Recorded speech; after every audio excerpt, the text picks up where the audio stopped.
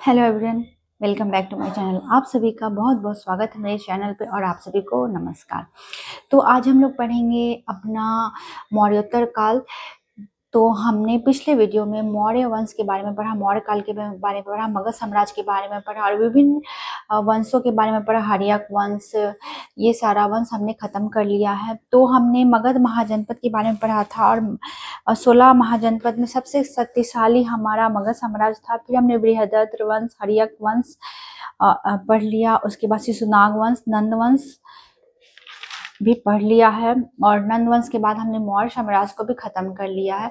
और मौर्य साम्राज्य के बाद अब हम लोग पढ़ेंगे मौर्योत्तर साम्राज्य के बारे में। मौर्य साम्राज्य का जब पतन हुआ तो धीरे धीरे कौन कौन से वंश आए और उसके बाद सब कुछ सिमटता गया। मगध साम्राज्य सिमट के सिर्फ पाटलिपुत्रा तक ही रह गया। और फिर उसके बाद गुप्त वंश में मगध की व्यवस्था अच्छी हो गई। तो आज हम लोग पढ़ेंगे, उसी के बारे में जानेंगे। तो मौर्योत्तर काल में सबसे पहले हम लोग देखेंगे बिहार से संदर्भित। तो पहले हम लोग जान लेते हैं कि मौर्योत्तर काल, मौर्य वंश के बाद स्थानीय वंश थे सुंग वंश, कण्व वंश और सातवाहन वंश। और विदेशी आक्रमणकारी जो विदेश से आ रहे थे यहाँ पे, यवन, शक, पहलव और कुषाण। तो बिहार के संदर्भ में हम लोग पढ़ रहे हैं अभी। तो बिहार के संदर्भ में हमें पढ़ना है मौर्योत्तर काल में सुंग वंश, कण्व वंश और कुषाण। इन तीनों से ही क्वेश्चंस आएंगे क्योंकि बिहार के संदर्भ में हम लोग अभी यहाँ पे बिहार स्पेशल पढ़ रहे हैं। तो बिहार के संदर्भ में, अन्यथा हम लोग सुंग वंश, कण्व वंश, सातवाहन, यवन, शक, पहलव और कुषाण के बारे में पढ़ते। तो चलिए, फिलहाल अभी बिहार से रिलेटेड हमारा है। तो बिहार से रिलेटेड मौर्योत्तर काल में हमें सुंग वंश, कण्व वंश और कुषाण के बारे में पढ़ना है। तो मगध साम्राज्य के बारे में अगर आपने नहीं पढ़ा है तो प्लेलिस्ट में जाके देख सकते हैं। प्लेलिस्ट में वीडियोस डाले यूट्यूब पे और मेरे ऐप पे भी वीडियोस उपलब्ध हैं। तो आप लोग को जहाँ पे सुविधा हो आप देख सकते हैं। तो प्लेलिस्ट में जाएंगे और वहाँ पे बिहार स्पेशल प्लेलिस्ट खोलेंगे तो आपको यहाँ पे ढेर सारे वीडियोस मिल जाएंगे। तो चलिए शुरू करते हैं, क्योंकि इस वीडियो को देखने के पहले आपको पिछला वीडियो देखना पड़ेगा, तभी बातें समझ में आने वाली है, क्योंकि हिस्ट्री जो है वो सीरीज से चलता है। तो चलिए देखते हैं सुंग वंश, कण्व वंश और कुषाण। सुंग वंश की स्थापना पुष्यमित्र सुंग करते हैं। बृहदत्र की हत्या, बृहदत्र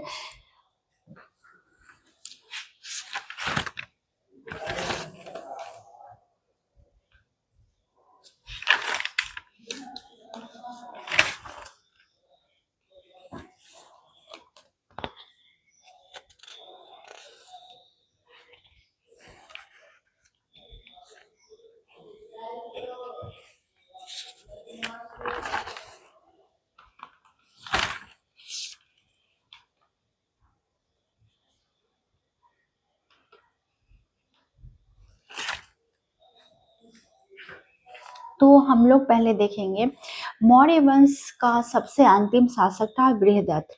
मौर्य वंश का सबसे अंतिम शासक था बृहदत्त और बृहदत्त की हत्या करके यहाँ पुष्यमित्र शुंग बृहदत्त की हत्या कर देते हैं और शुंग वंश की स्थापना करते हैं। तो पुष्यमित्र शुंग ने बृहदत्त की हत्या कर दी और ये ब्राह्मण वंश था। इसके पहले जो वंश थे वो क्षत्रिय वंश हुआ करते थे और ब्राह्मण लोग सजेशन देते थे और पूजा पाठ का काम करते थे। लेकिन ये जो शुंग वंश और कण्व वंश है, ये ब्राह्मण वंश है। ब्राह्मणवाद को बढ़ावा मिलेगा यहाँ पे और यहाँ पे बौद्ध धर्म को पूरी तरह से क्षतिग्रस्त कर दिया जाएगा, क्योंकि अशोक को हमने देखा था कि अशोक बौद्ध धर्म को अपनाते हैं और इसी तरह से जैन धर्म, बौद्ध धर्म का प्रादुर्भाव समाज में बढ़ जाता है। लेकिन यहाँ पे उन सभी को खत्म करके वैष्णव धर्म को अपनाया जाएगा और ब्राह्मणवाद को बढ़ावा मिलेगा। इसे ब्राह्मण धर्म भी कहा जाता है। तो पुष्यमित्र शुंग ने बृहदत्त की हत्या की थी। ब्राह्मण वंश की स्थापना की, ब्राह्मणवाद को बढ़ाया, बौद्ध धर्म को संरक्षण मिलना बंद हो गया। मौर्य वंश में बौद्ध धर्म को संरक्षण मिल रहा था, लेकिन यहाँ पे जब शुंग वंश की स्थापना होती है तो बौद्ध धर्म को संरक्षण मिलना बंद हो जाता है।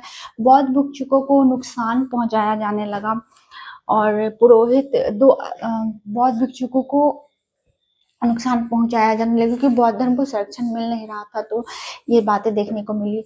और फिर पुष्यमित्र शुंग ने 2 अश्वमेध यज्ञ कराए अपने राज्य को बढ़ाने के लिए। 2 अश्वमेध यज्ञ कराए।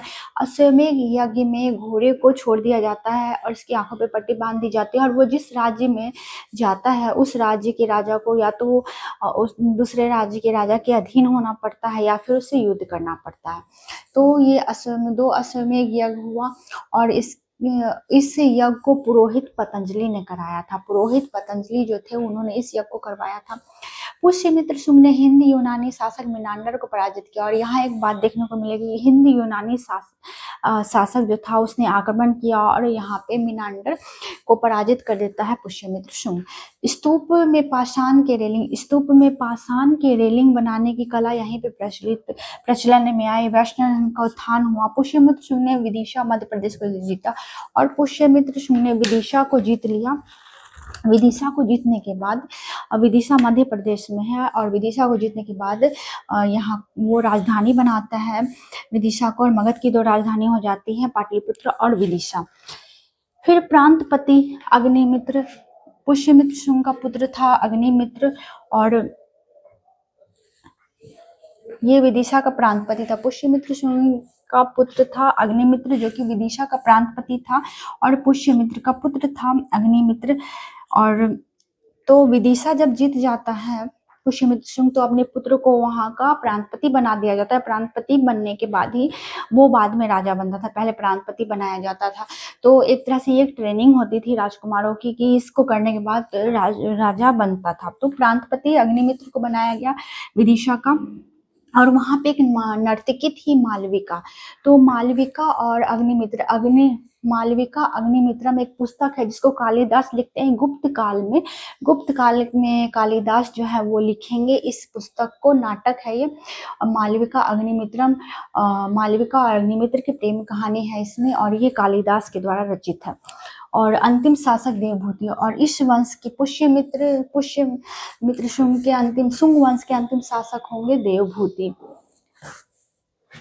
उसके बाद हम लोग देखेंगे कण्व वंश के संस्थापक थे वसुदेव। कण्व वंश के बारे में हमें ज्यादा नहीं पढ़ना है। तो कण्व वंश के संस्थापक थे वसुदेव जिसने देवभूति की हत्या की थी। तो शुंग वंश का अंतिम शासक था देवभूति जिसकी हत्या करके कण्व वंश की स्थापना होती है, वसुदेव करते हैं। अंतिम शासक सुशर्मा था।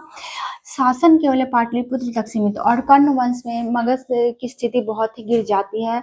मगध साम्राज्य की स्थिति बहुत गिर जाती है और ये सिर्फ पाटलिपुत्र तक ही सिमट के रह जाता है। उसके बाद हम लोग देखेंगे हिंद यूनानी आक्रमण होते हैं और ये बिहार से संदर्भित हम लोग पढ़ रहे हैं, नहीं तो हमें यवन, शक, पहला और कुषाण के बारे में पढ़ना था। तो अभी हम लोग बिहार के बारे में पढ़े तो इसलिए हम लोग कुषाण के बारे में पढ़ेंगे। हिंद यूनानी आक्रमण करता है। कुषाण वंश की स्थापना करता है कुजुल कडफिसेस और इसका सबसे प्रतापी राजा था कनिष्क। तो कुषाण वंश की स्थापना करता है कुजुल कडफिसेस और सबसे प्रतापी शासक था कनिष्क। और कनिष्क के टाइम में ही बौद्ध संगीति होती है। चौथी बौद्ध संगीति वसुमित्र की अध्यक्षता में हुई थी कुषाण के समय में ही, कनिष्क के समय में। सर्वाधिक शुद्ध सोने के सिक्के चलाए। कनिष्क ने सर्वाधिक शुद्ध सोने के सिक्के चलाए। बौद्ध धर्म का समर्थक था और हीनयान का इसने समर्थन किया था। 78 एडी में शासक बनने के उपलक्ष्य में शक संवत चलाया और कनिष्क ने 78 एडी में शासक जब वो बनता है तो शक संवत चलाता है। और जब वो यहाँ पे आक्रमण करता है तो उसे बिहार में कोई इंटरेस्ट नहीं था और वो बिहार से चला जाता है और यहाँ पे गुप्त वंश के श्री गुप्त को यहाँ पे भेजता है वो सामंत बना करके। तो चौथी बौद्ध संगीति हो गई। उसके बाद बिहार पर अप्रत्यक्ष नियंत्रण। यहाँ पे जब वो आक्रमण करता है तो बिहार पे अप्रत्यक्ष नियंत्रण रखता है, पूरी तरह से यहाँ पे शासन नहीं संभालता है और अब एक सामंत बना करके भेजता है श्री गुप्त को। और इसके बाद ही हम लोग देखेंगे गुप्त वंश की शुरुआत होती है। पहला सामंत था मगध का श्री गुप्त। तो मगध का पहला सामंत कुषाण जो है कनिष्क मगध का पहला सामंत बनाता है श्री गुप्त को और गुप्त वंश की स्थापना होती है। संस्थापक श्री गुप्त सामंत बनते हैं और गुप्त वंश की स्थापना करते हैं। कुषाणों का सामंत बनकर और महाराज की उपाधि और कुषाणों का सामंत बनकर वो यहाँ पे शासन करते हैं और महाराज की उपाधि उन्हें मिल जाती है। गुप्त वंश के संस्थापक श्रीगुप्त का पुत्र था घटोत्कच, और श्रीगुप्त का पुत्र कुषाणों का सामंत ये भी बना था और इसे भी महाराज की उपाधि मिली थी। फिर देखेंगे हम लोग चंद्रगुप्त प्रथम, गुप्त वंश को कुषाणों से स्वतंत्र, और घटोत्कच का पुत्र था चंद्रगुप्त प्रथम। तो चंद्रगुप्त मौर्य से प्रभावित होकर के इन्होंने शायद नाम रखा था। तो चंद्रगुप्त प्रथम थे, गुप्त वंश को कुषाणों से स्वतंत्र कराते हैं, और वास्तविक संस्थापक, गुप्त वंश के वास्तविक संस्थापक चंद्रगुप्त प्रथम बनते हैं। लिच्छवी की राजकुमारी कुमार देवी से इनका विवाह होता है, और मगध में सोने के सिक्के चलाता है। ये चलाने का श्रेय इनको आता है। राजा रानी के सिक्के थे, जो सिक्के होते थे उसमें सिक्का का दो पार्ट होता था। एक तरफ राजा का पिक्चर होता था, दूसरी तरफ लक्ष्मी जी की फोटो होती थी। तो मगध में सोने के सिक्के चलाए थे चंद्रगुप्त प्रथम ने। और उसके बाद समुद्रगुप्त चंद्रगुप्त प्रथम का पुत्र था समुद्रगुप्त। लिच्छवी दोहित्र इसको कहा जाता है। गुप्त साम्राज्य को मजबूत बनाया समुद्रगुप्त ने, गुप्त साम्राज्य को मजबूत बनाया, और इसे लिच्छवी दोहित्र भी कहते हैं। प्रक्रमांक शासक भी इसका एक और नाम था, प्रक्रमांक शासक। भारत का नेपोलियन स्मिथ ने इसे भारत का नेपोलियन कहा था। समुद्रगुप्त को स्मिथ ने भारत का नेपोलियन कहा था। और वाद्य यंत्र वीणा, और समुद्रगुप्त जो है वो वाद्य यंत्र वीणा बजाने में निपुण थे। और सिक्का, इन्होंने जो सिक्का बनाया है उस पर वीणा बजाते हुए समुद्रगुप्त की आकृति बनी हुई है, और कविराज की उपाधि भी इन्हें मिली थी। तो ये हो गया समुद्रगुप्त, यहाँ से क्वेश्चंस आते हैं अक्सर। फिर चंद्रगुप्त द्वितीय था समुद्रगुप्त का पुत्र। चीनी यात्री फाहियान पाटलिपुत्र आते हैं, इसी के टाइम में चीनी यात्री फाहियान आते हैं मगध में। और फाहियान ने चंद्रगुप्त मौर्य के महान राजप्रसाद, चंद्रगुप्त मौर्य के महल, जो फाहियान जब चीन से यहाँ आता है तो चंद्रगुप्त मौर्य का महल देखता है और यहाँ की महल की प्रशंसा करता है और बताता है कि ये महल बिल्कुल देव निर्मित है। तो फाहियान ने जो पुस्तक लिखी है उसमें ये सारा वर्णन मिलता है। चंद्रगुप्त द्वितीय के ही दरबार में 9 रत्न हुआ करते थे। 9 रत्न मतलब 9 व्यक्ति थे, जिसमें कि कालिदास था, और यही कालिदास है जिसने मालविका अग्निमित्र और मालविका की प्रेम कहानी पुस्तक लिखी थी कालिदास ने गुप्त काल में। फिर कुमारगुप्त प्रथम चंद्रगुप्त द्वितीय के पुत्र थे। कुमारगुप्त प्रथम नालंदा विश्वविद्यालय की स्थापना करते हैं। बौद्ध धर्म की शिक्षा का केंद्र था। नालंदा विश्वविद्यालय की स्थापना करते हैं कुमारगुप्त प्रथम, और बौद्ध धर्म की शिक्षा का केंद्र था। यह महाबोधि मंदिर का निर्माण गुप्त शासन काल में ही होता है। महाबोधि मंदिर का निर्माण गुप्त शासन काल में हुआ था। तो इतनी सी बातें हमें याद रखनी है और इसको बार बार रिवाइज करना है, और क्वेश्चंस अक्सर यहीं से आते हैं। तो हमने पढ़ा मौर्योत्तर काल में सुंग वंश, कण्व वंश और कुषाण, ये तीनों हमें याद रखना है। अगर हमें पूरे भारत में संदर्भ में पढ़ना था तो हम पढ़ते स्थानीय वंश सुंग, कण्व, सातवाहन, विदेशी आक्रमण यवंश, पहला और कुषाण। लेकिन हम बिहार के संदर्भ में पढ़ना है तो हमने पढ़ा सुंग वंश, कण्व वंश, कुषाण। सुंग वंश की स्थापना हमने जान ली पुष्यमित्र सुंग ने की थी, और उसके बाद हमने कण्व वंश के बारे में पढ़ लिया और कुषाण के बारे में भी हमने पढ़ लिया।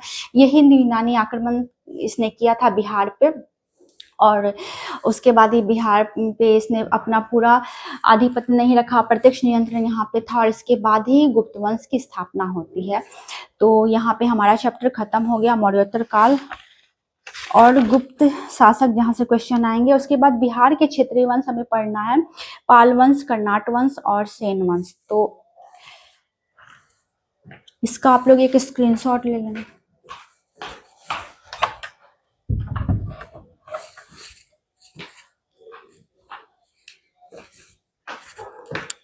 तो आई होप कि आपको ये वीडियो अच्छा लगा। अगर अच्छा लगा तो प्लीज़ लाइक एंड सब्सक्राइब, और मिलते हैं फिर नए वीडियो में बिहार के क्षेत्रीय वंश के साथ।